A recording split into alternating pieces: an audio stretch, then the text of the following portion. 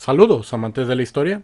Cada 16 de septiembre se conmemora el inicio de la Guerra de Independencia, en recuerdo al llamamiento a las armas que hizo el cura Miguel Hidalgo durante el conocido como Grito de Dolores. Pero, ¿y si te dijera que el levantamiento que realizó Hidalgo no pretendía independizar a México de España? ¿O que este señor tuvo cierto grado de responsabilidad en el proceso de independencia? ¿O acaso sabías que se llevaron a cabo batallas navales durante la independencia? Quédense conmigo para conocer 6 curiosidades sobre la independencia de México.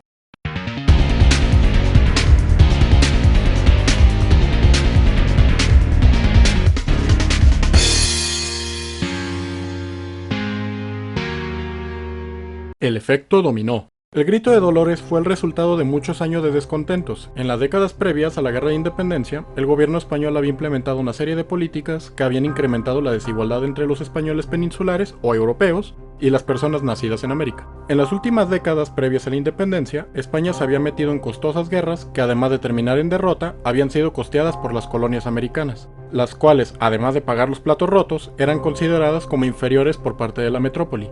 Aparte de la desigualdad que se vivía, la Revolución Francesa esparció una serie de ideas políticas que amenazaban el orden tradicional.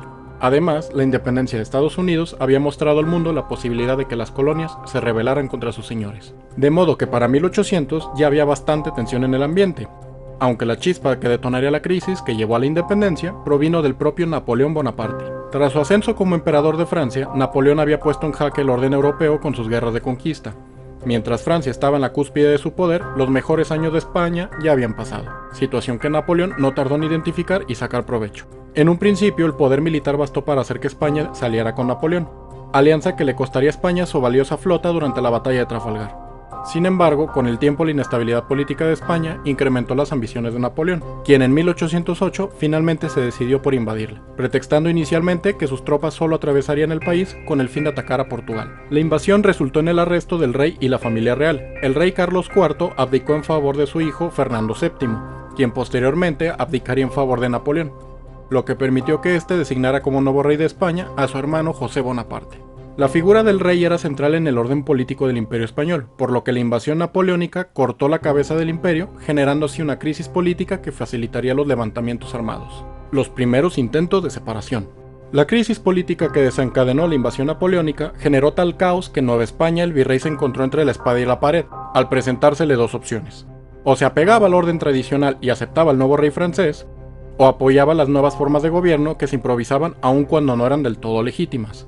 Esto finalmente llevó a su destitución forzada ante la ambigüedad de su posición, aunque este hecho solo incrementó la tensión y la inestabilidad en la Nueva España. Con tal ambiente, pronto surgieron los planes para tomar medidas ante la situación que se presentaba.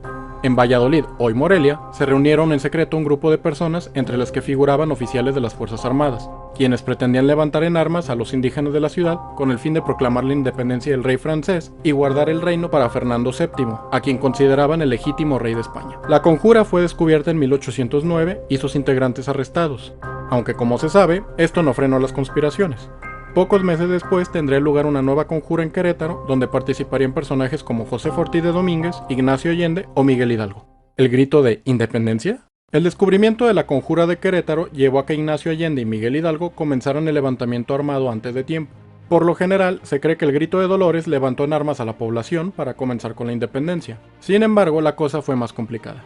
En ese momento, el mayor peligro era Napoleón Bonaparte y su hermano, por lo que la idea de permanecer apegados a las autoridades tradicionales significaba que apoyarían al rey francés, por lo que la solución lógica era rebelarse. La rebelión planteada por Hidalgo aquel 16 de septiembre aspiraba a separarse del gobierno que ahora representaba a Francia y, en cambio, permanecer fieles a Fernando VII. De modo que la separación de la Nueva España no era definitiva, sino que se planteaba como algo temporal en lo que Fernando VII era restaurado en el trono, el segundo camino a la independencia.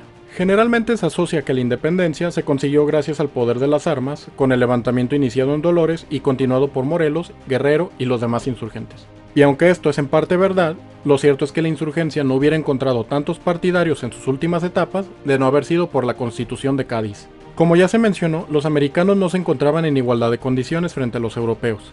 El vacío de poder y la legitimidad que dejó la abdicación del rey de España hizo que algunas cuestiones como la soberanía y la identidad españolas fueran cuestionadas. Poco tiempo después de los sucesos de 1808, se convocó unas cortes en la ciudad de Cádiz con el fin de dar respuesta a estas cuestiones y reorganizar al gobierno. El primer gran cambio tuvo lugar cuando la invitación para participar en las Cortes llegó a los territorios americanos, lo que supuso inicialmente un reconocimiento de igualdad de condiciones a los americanos con respecto a los europeos.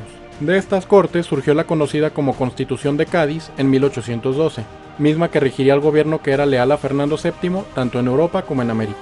La Constitución supuso una serie de cambios en la política que posteriormente influyeron en el camino hacia la independencia, principalmente el reconocimiento de la nacionalidad española a los habitantes del imperio, tanto en Europa como en América y Asia.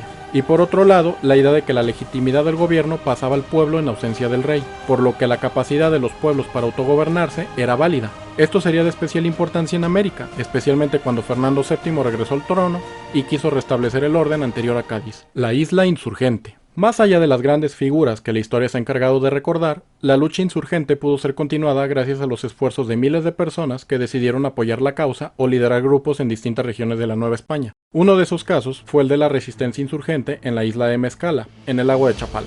La extensión de la rebelión insurgente durante los primeros años de la guerra llegó al lago de Chapala, donde las comunidades indígenas de Mezcala, Tlachichilco, Tizapán y San Pedro Ixicán se organizaron en contra del gobierno realista. Los insurgentes optaron por establecerse en la isla de Mezcala al interior del lago de Chapala, donde colocaron cañones y crearon fortificaciones e instalaciones con las que prepararse para hostigar a los realistas. Entre los años 1812 y 1816, los insurgentes de la isla combatieron a los realistas en diversos puntos, atacando constantemente las poblaciones que había alrededor del lago e incluso algunos en tierra adentro, teniendo dentro de su área de operaciones regiones de los actuales estados de Jalisco y Michoacán. Sus acciones pusieron en jaque a las autoridades realistas de la zona, quienes poco podían hacer frente a las incursiones de los indígenas. De entre los múltiples enfrentamientos que los realistas sostuvieron con los insurgentes de Mezcala, destaca un desembarco fallido a la isla, que se saldó con numerosos muertos y heridos.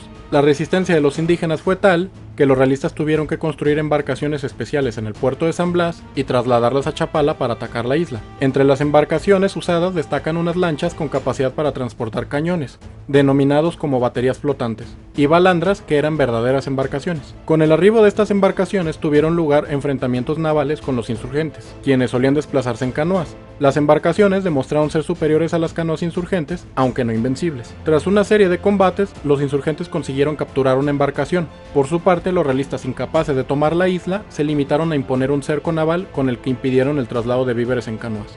Finalmente, en 1816, el cerco tuvo éxito y se llegó a un acuerdo entre ambas partes, donde se aceptó la rendición de la isla a cambio de garantías para las vidas de los insurgentes. La independencia amenazada. Como se sabe, la independencia de México se consumó en 1821, y aunque se conmemora el 27 de septiembre, fecha en que el ejército trigarante entró a la Ciudad de México, lo cierto es que el reconocimiento de la independencia por parte del virrey se dio desde el 24 de agosto con los Tratados de Córdoba. Este tratado, firmado entre el virrey Juan de O'Donoghue y Agustín de Iturbide, reconocía la independencia de México y se aceptaba el retiro de tropas españolas. Sin embargo, dicho tratado no fue reconocido por España. En los años siguientes, Fernando VII buscaría la forma de reconquistar los territorios perdidos, empleando la isla de Cuba como trampolín para operaciones sobre México. En 1829 tuvo lugar la expedición de Isidro Barradas, cuya idea era reconquistar México para España. Sin embargo, la expedición terminó en fracaso tras arrinconar a las fuerzas españolas en Tampico y obligarlas a rendirse. Posteriormente, con la muerte de Fernando VII en 1833, la postura de España cambió, lo que finalmente permitió las negociaciones entre ambas partes y la firma de un acuerdo de paz y amistad entre México y España en 1836. Si quieres conocer más temas sobre la independencia de México, te recomiendo los videos que hice sobre Miguel Hidalgo y Vicente Guerrero. Si te gustó mi trabajo, te invito a que me apoyes con tu like y un comentario, o compartiendo este video para que llegue a más personas. También te invito a que te suscribas y actives la campanita de notificaciones para conocer nuevas curiosidades de la historia, tanto de México como del mundo. ¡Hasta luego!